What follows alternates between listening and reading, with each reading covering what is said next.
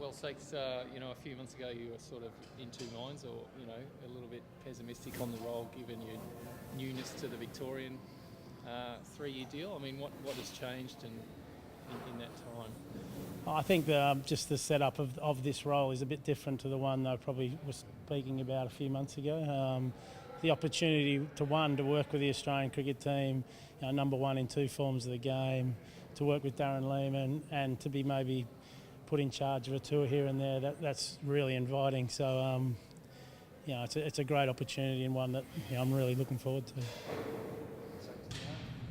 coach ambitions in your own right at some point in the future? Oh, look, I have, yeah, but this is just another learning curve for me, and it's been great through all my career. I've learned off a lot of really good coaches, and working under Darren Lehmann is going to be the same. It's going to be a really good experience, and what happens down the track we don't know, but I'm always keen to keep going with my coaching and see where it goes from there. How do you rate the Australian fast bowling attack at the moment? Like, is it up with the Broad, Anderson and Finn, or there's still more to be known? I think it's very strong. When they've got all their players on the park, they're a really good team. Mitchell Stark is as good a bowler as there is in the world. I think when they get all their bowlers back and firing, I think you've got a really good attack. I think the pleasing thing about it, there's quite a lot. You need 6 or 7 of them, and they've got that. And then most of them are quite young, really, compared to Jimmy Anderson and Stuart Broad, who are pretty experienced cricketers. So, when they get 2 or 3 more years of experience, they're going to be some serious bowlers in that group. Darren's been a real breath of fresh air since he took over as coach. How do you see your style and his style? And you've obviously known him for a long time. Did you play with him and also against him? No, I didn't play with him in Victoria, but I played against him quite a lot. I couldn't get him out. So, look, he probably works a bit similar to me. He's quite relaxed in the dressing room. He knows a lot about the game. He communicates really well, and I think those are the things I do well.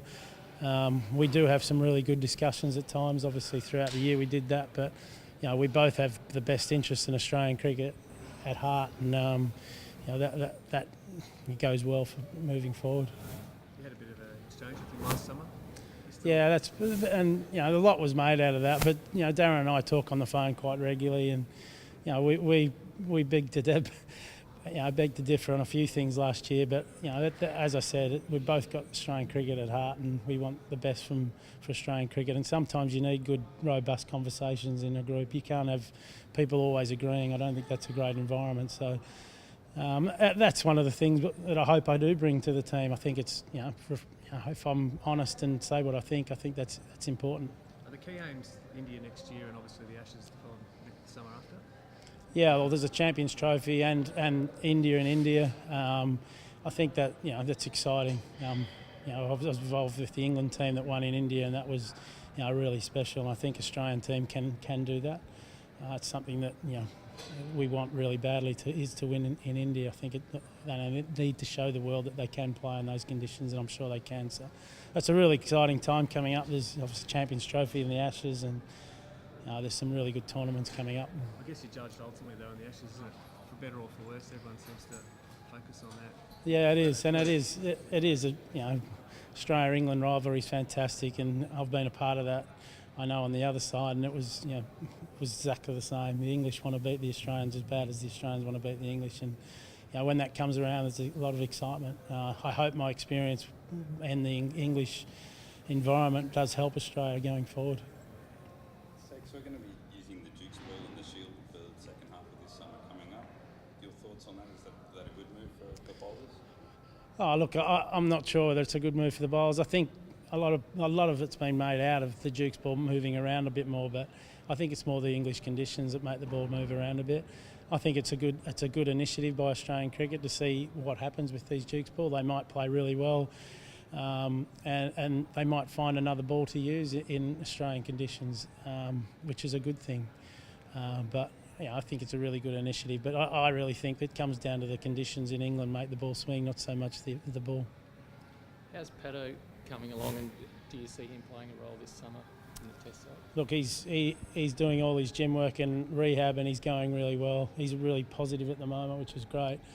As far as his role in the Australian team, I think he just needs to get back and doing some bowling for his state, play some good one-day cricket, and then see where we go from there. But I wouldn't be rushing him back straight away, and just make sure he gets some games under his belt, and one for him to get some confidence up that his body's standing up to it. Same thing for Pato with his back injury. Where's he at the moment? How's he going? He's going well, as I just said then. He's in good.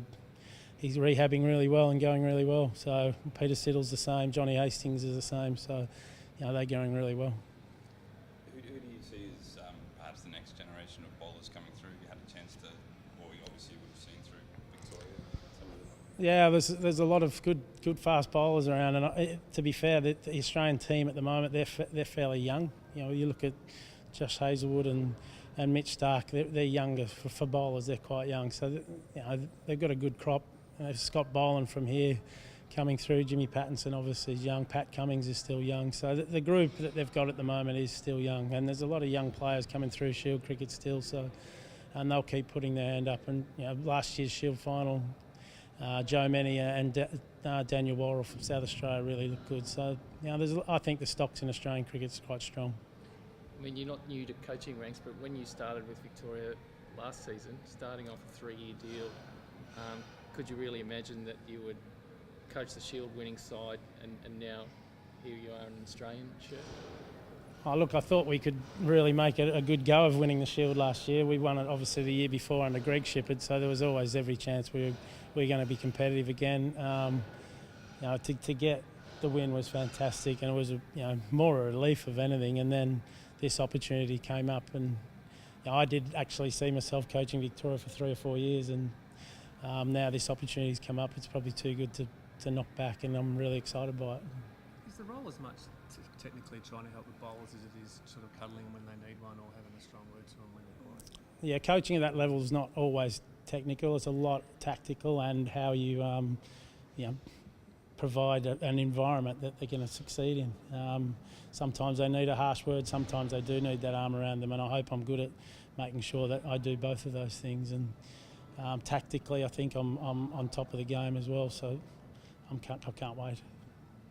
Do you think body language is important? No, there was something over the years where Mitchell Johnson, for example, seemed a quiet type of personality, and he became more forceful, and it really worked for him in terms of imposing his sort of psyche over the batsman. Do you think that's something you need to encourage generally? Well, body language is important, definitely in cricket, but you try to harness what's natural to that person. Again, when you're going really well and you're confident, you've got good body language anyway. When things are quite tough, it's hard to hold that body language, but the really good players can do that, and I think it's just a matter of being yourself as much as you can. Don't try to be someone else that you're not, and your personality should always come through. Any indication on which tours or which series you might be taking over? No, none at all. Can't wait to get my teeth into it, and we'll see where we go from there.